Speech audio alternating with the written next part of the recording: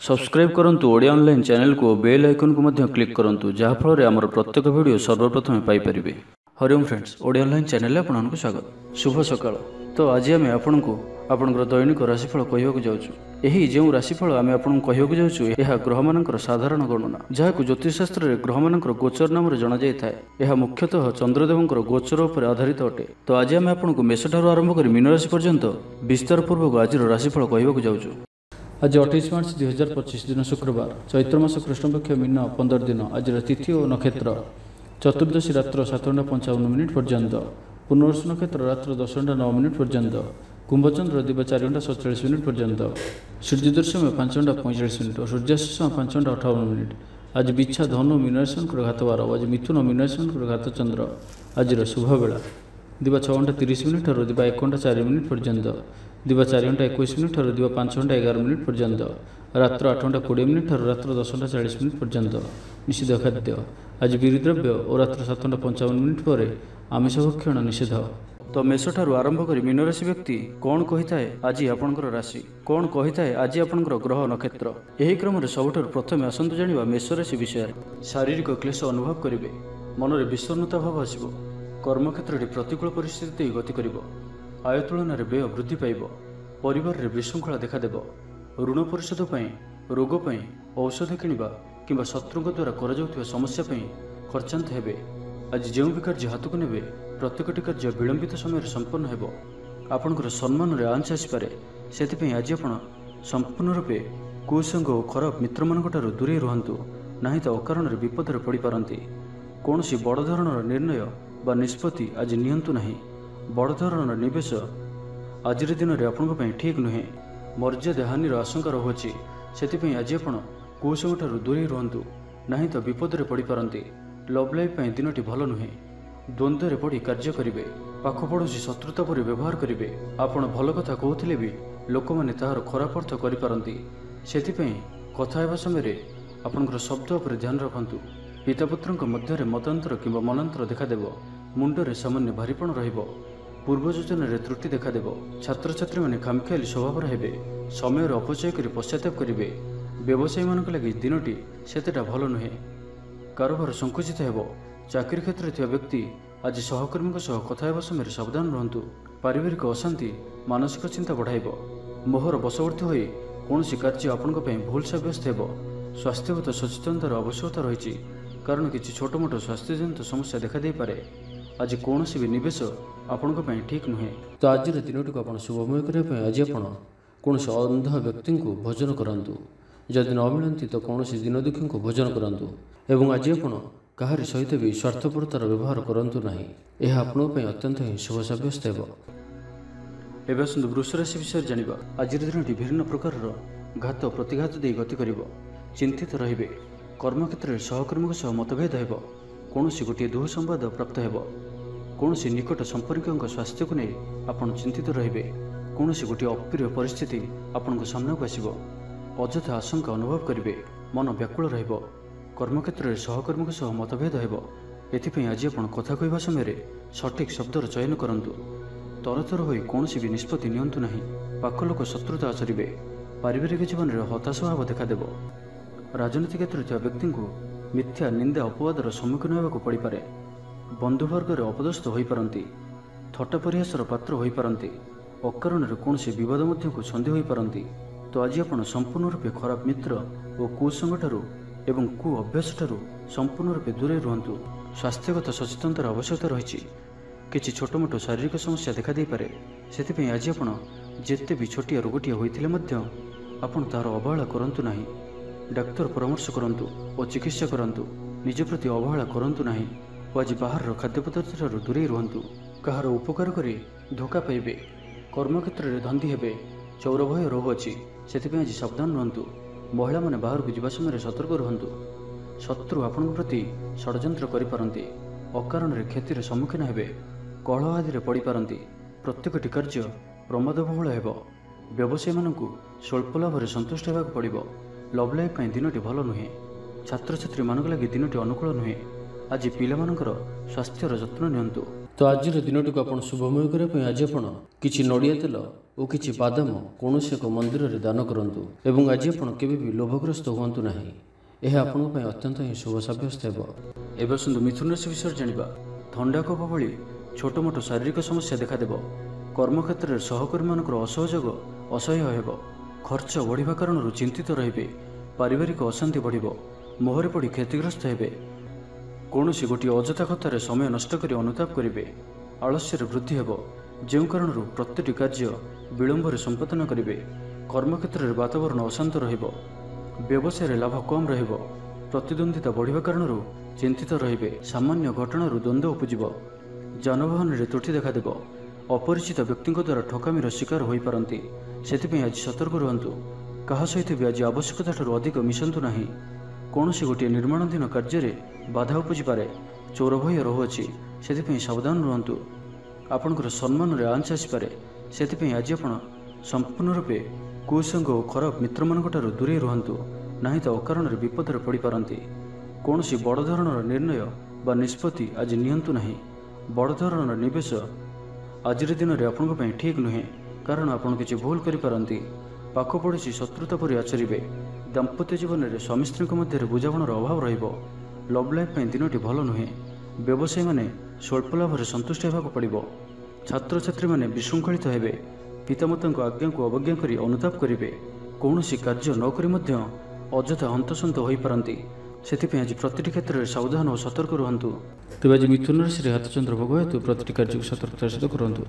ଯାନବାହନ ଚଳାଇବା ସମୟରେ ସାବଧାନ ରୁହନ୍ତୁ। କୌଣସି ରିକ୍ସନଳି କାର୍ଯ୍ୟ ଆଜି କରନ୍ତୁ ନାହିଁ ଓ ଦୂରଯାତ୍ରା କରୁଥିଲେ ସାବଧାନ ଓ ସତର୍କ ରୁହନ୍ତୁ। ତ ଆଜିର ଦିନଟିକୁ ଆପଣ ଶୁଭମୟ କରିବା ପାଇଁ ଆଜି ଆପଣ କୌଣସି ଗୋଟିଏ ମନ୍ଦିରରେ କିଛି ନା କିଛି ଦାନ କରନ୍ତୁ ଓ ସେଠାରେ ଥିବା ଭିକାରୀମାନଙ୍କୁ ଭୋଜନ କରାନ୍ତୁ ଏବଂ ଆଜି ଆପଣ କାହାରି ଆଗରେ ନିଜର ପ୍ରଶଂସା କରନ୍ତୁ ନାହିଁ।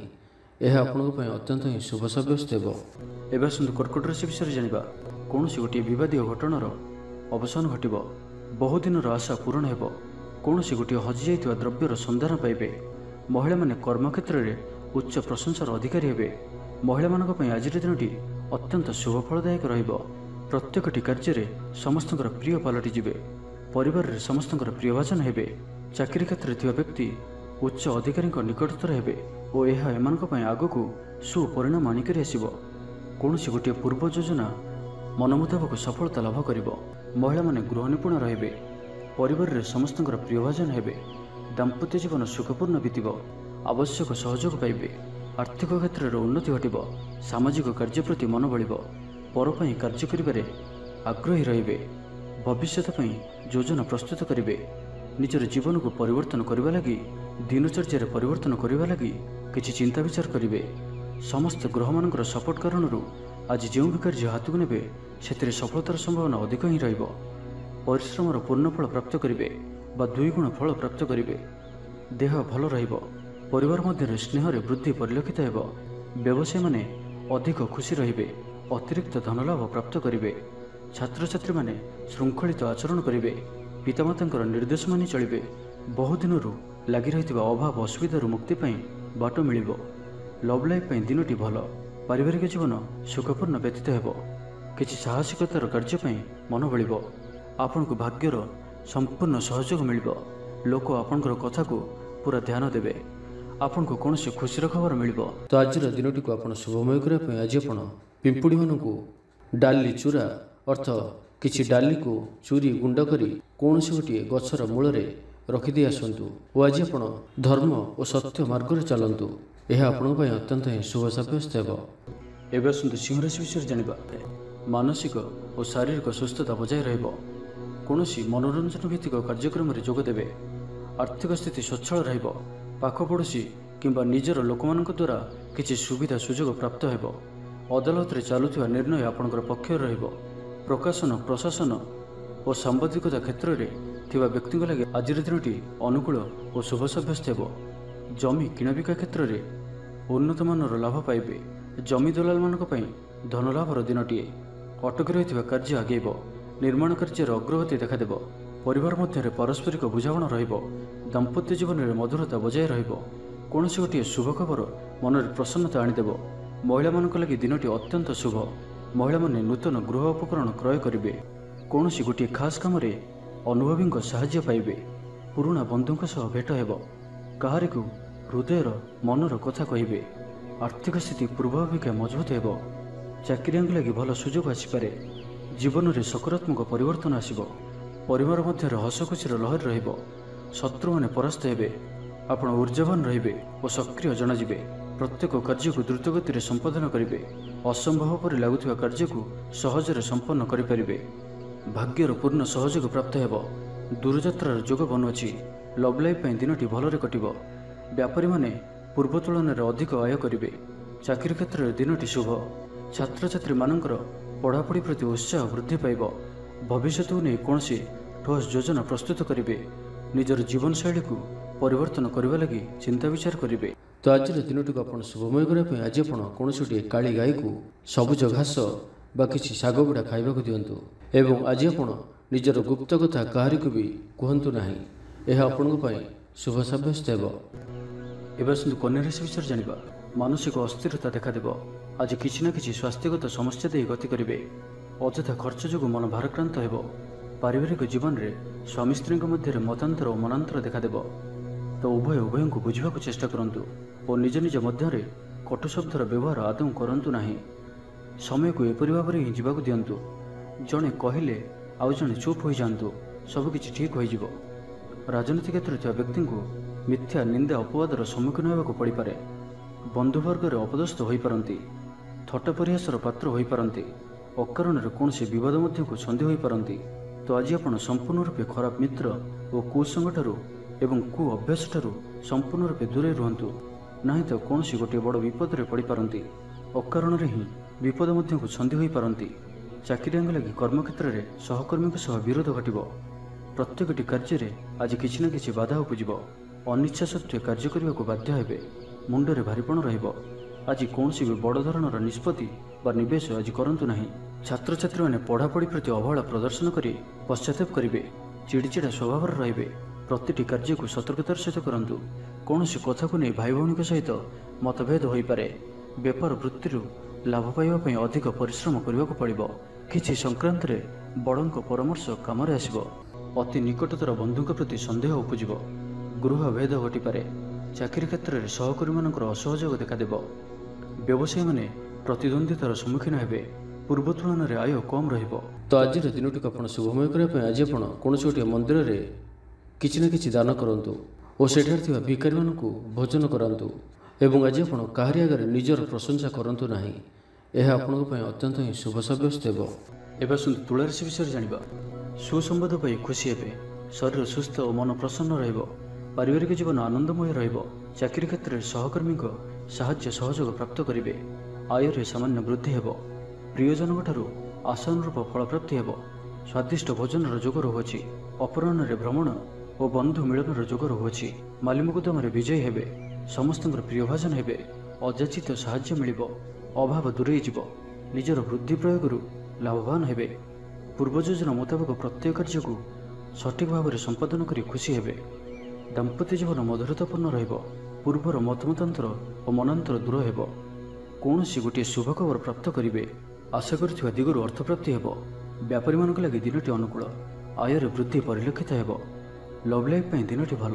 ଛାତ୍ରାବାସରେ ରହୁଥିବା ଛାତ୍ରମାନଙ୍କ ଲାଗି ଦିନଟି ଅତ୍ୟନ୍ତ ଶୁଭ ଓ ଅନୁକୂଳ ରହିବ। ଆଜି ଆପଣଙ୍କର ସ୍ୱଭାବ ଶାନ୍ତ ଓ ବ୍ୟବହାର ମିଷ୍ଟ ରହିବ। କୌଣସି ଗୋଟିଏ ଖାସ୍ କାମରେ ଅନୁଭବୀଙ୍କ ସାହାଯ୍ୟ ପାଇବେ। ପୁରୁଣା ବନ୍ଧୁଙ୍କ ସହ ଭେଟ ହେବ। କାହାରିକୁ ହୃଦୟର ମନର କଥା କହିବେ। ଆର୍ଥିକ ସ୍ଥିତି ପୂର୍ବ ଅପେକ୍ଷା ମଜବୁତ ହେବ। ଚାକିରିଆଙ୍କ ଲାଗି ଭଲ ସୁଯୋଗ ଆସିପାରେ। ଜୀବନରେ ସକାରାତ୍ମକ ପରିବର୍ତ୍ତନ ଆସିବ। ରାଜନୀତି କ୍ଷେତ୍ରରେ ଥିବା ବ୍ୟକ୍ତିବିଶେଷଙ୍କ ଦଳରେ ପ୍ରାଧାନ୍ୟ ବୃଦ୍ଧି ହେବ। ବ୍ୟବସାୟ ଓ ଚାକିରି ସମ୍ପର୍କିତ କାମ ସମ୍ପନ୍ନ ହେବ। ଆର୍ଥିକ ସ୍ଥିତି ଠିକ୍ ରହିବ। ଲେଖକଙ୍କୁ ଆଜି ପୁରସ୍କାର ମିଳିପାରେ। ଜୀବନସାଥୀଙ୍କ ସହିତ ବାହାରକୁ ବୁଲିଯିବା ଲାଗି ଯୋଜନା କରିବେ। ପ୍ରଭୁଙ୍କ ପୂଜାର୍ଚ୍ଚନାରେ ଆତ୍ମସନ୍ତୋଷ ମିଳିବ। ଗୁରୁଜନଙ୍କ ପ୍ରତି ମନରେ ପ୍ରେମଭାବ ରହିବ। ଆପଣଙ୍କୁ କୌଣସି ସଂସ୍ଥାରେ ସମ୍ମାନିତ କରାଯାଇପାରେ। ତ ଆଜିର ଦିନଟିକୁ ଆପଣ ଶୁଭମୟ କରିବା ପାଇଁ ଆଜି ଆପଣ ନଦୀ, ନାଳ କିମ୍ବା ସମୁଦ୍ରରେ ତମ୍ବା ପଇସାଟିଏ ପକାଇ ଦିଅନ୍ତୁ। ଏବଂ ତା ସହିତ ଆଜି ଆପଣ କୌଣସି ବି ବ୍ୟକ୍ତିଙ୍କୁ ସେ ଥିବା ଅବସ୍ଥାରେ ବା ନଥିବା ଅବସ୍ଥାରେ ତାଙ୍କର ଉପହାସ ବା ପରିହାସ କରନ୍ତୁ ନାହିଁ। ଏହା ଆପଣଙ୍କ ପାଇଁ ଶୁଭ ସାବ୍ୟସ୍ତ ହେବ। ଏବେ ଆସନ୍ତୁ ବୃଷ ରାଶି ବିଷୟରେ ଜାଣିବା। ଆଜି ଉତ୍ସାହପ୍ରଦ ଦିନଟି ଆପଣଙ୍କ ପାଇଁ। କର୍ମକ୍ଷେତ୍ରରେ ଉତ୍ସାହର ସହିତ ସମସ୍ତ କାର୍ଯ୍ୟ ସମ୍ପାଦନ କରିବେ। ସଫଳତା ପ୍ରାପ୍ତି ହେବ। ଦେହ ଓ ମନ ଭଲ ରହିବ। ଆୟ ଅବ୍ୟାହତ ରହିବ। महिला लगी दिनटी अत्यंत ही शुभ सब्यस्त हेब। पड़ोशी मधुर संपर्क बजाय रहिब। निजर त्रुटि बुझीपारे और कौन गोटे योजना परिवर्तन करेंगे और यह आपण लगी शुभ रहिब। दूर बंधु द्वारा उपकृत हेबे। मानसिक दृढ़ता वृद्धि पाइब। बंधुमेल आनंद पाइबे। कौन गोटे दीर्घ दिन समस्यार समाधान बाट बाहर। दाम्पत्य जीवन मधुरतापूर्ण रहिब।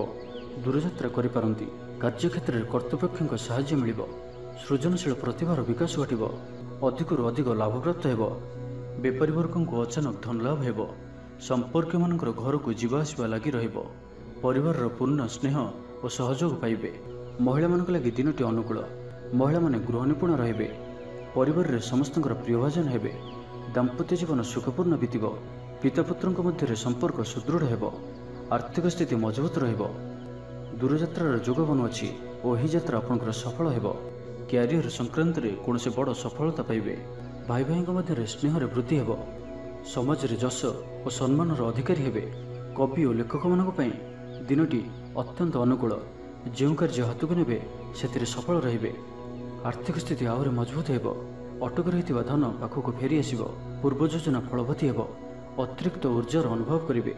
दक्षतार उपयोग करेंगे। तो आज दिन को आप शुभमय करने आज आप कौन धला रंगर टोपी चादर रुमाल किंबा पगड़ी द्वारा निजर शिर को आच्छादन कर रखु। एवं आज आपको कहीं जदि किसी मागती तो आप मना करूँ ना। यथासंभव साहाय्य करूँ। यह आपण शुभ सब्यस्त हेब। एवं आसतु धनुराशि विषय जाना। शारीरिक सुस्थता बजाय रहिब। मन में प्रसन्नता रहिब। अतिरिक्त ऊर्जार अनुभव करेंगे। अटक रही कार्य आगेब। पूर्व योजना को सफलतार सहित संपन्न कर खुशी हेबे। समस्त कार्य ठीक समय पूरा हेब। आज जहाँ भी चाहिए ताहा पाइबारे कौन भी असुविधा रहिब नाही। ऑफिस रे सहकर्मी सहयोग मिलिब। उपरिस्थ कर्मचारी आपण काम रे खुशी रहिबे। बंधु संपर्क वृद्धि हेब। पुराना मित्रंक सह भेट हेब। सांगसाथी तथा बंधुबांधव गहन रे आनंद उल्लास रे दिन काटिबे। महिला मानक लगी दिनटी अनुकूल। महिला माने गृह निपुण रहिबे। परिवार रे समस्तंकर प्रियभाजन हेबे। दाम्पत्य जीवन सुखपूर्ण बीतिब। पितापुत्रଙ୍କ ମଧ୍ୟରେ संपर्क सुदृढ़ हेब। आर्थिक स्थिति मजबूत रहिब। दूरयात्रार जोग बनुअछि और यही यात्रा आपनकर सफल हेब। तेबे आज मातांकर स्वास्थ्य को नहीं अल्प आप चिंतार रही पारंती तो मातांकर स्वास्थ्यर जत्न नियंतु। बाकी प्रत्येकटी क्षेत्र भल रहिब। लव लाइफ दिनटी भल। व्यापारी मानक लगी दिनटी अनुकूल और शुभ रहिब। इच्छा मुताबक आय करें। व्यापार को बढ़ाइबा पई विचार आसिब। कौन गोटे नूतन आयपंथा खोलीजिब। परिवार क्षेत्र में पारस्परिक बुझाणा बढ़िब। छात्र छात्री माने समयानुवर्तित होई पढ़ापढ़ी करेंगे। पितामाता आज्ञा मानि चलिबे। बहुदिन कौन गोटे चिंता आज दूर हेब। सरकारी चाकरिया लगी दिनटी उत्तम रहिब। वरिष्ठ आपण को उपहार देवे। व्यवसाय विस्तार लगी योजना करिपारंती। बड़ों अनुमति लाभप्रद रहिब। निजस्व संबंध को मजबूत करने लगी चेष्टा करेंगे। तो आज दिन को आप शुभमय करने आज आप कौन गोटे तंबार जिनिस निजर घर पाखर बाड़ी में पोति दिंतु जेपरी कहीं न देखती। यह आपंकर आखपाखर समस्त नकारात्मकता दूर कर। एवं आज आप केवे भी मिछ कहे ना। यह आपण अत्यंत ही शुभ सब्यस्त हेब। एवं आसतु मकर राशि विषय जाना। स्वास्थ्य हेतु समस्या उपजिब। से आज दिन में स्वास्थ्य को नहीं जगी रखी चलतु। बाहर खाद्य ठारू दूरे रुहतु। कर्मक्षेत्र में उदासीन रहिबे। रोजगार कमिजार अनुभव करेंगे। दाम्पत्य जीवन में बुझामणार अभाव परिलक्षित हेब। राजनैतिक व्यक्तिविशेष निंदा अपवादर शिकार हेबे। कौन द्रव्य भांगी हजि कि चोरी हेबार संभावना रहुछि। से सावधान रुहतु। महिला माने बाहर को जीवा समय सतर्क रुहतु कारण आज चौर भय रहुछि। विरक्ति बढ़िबाकु लागिब। कौन गोटे अजथा कथार समय नष्ट कर अनुताप करेंगे। आलस्यर वृद्धि हेब। जो कारण प्रत्येक कार्य विलंबर संपादन करेंगे। कर्मक्षेत्र में वातावरण अशांत रहिब।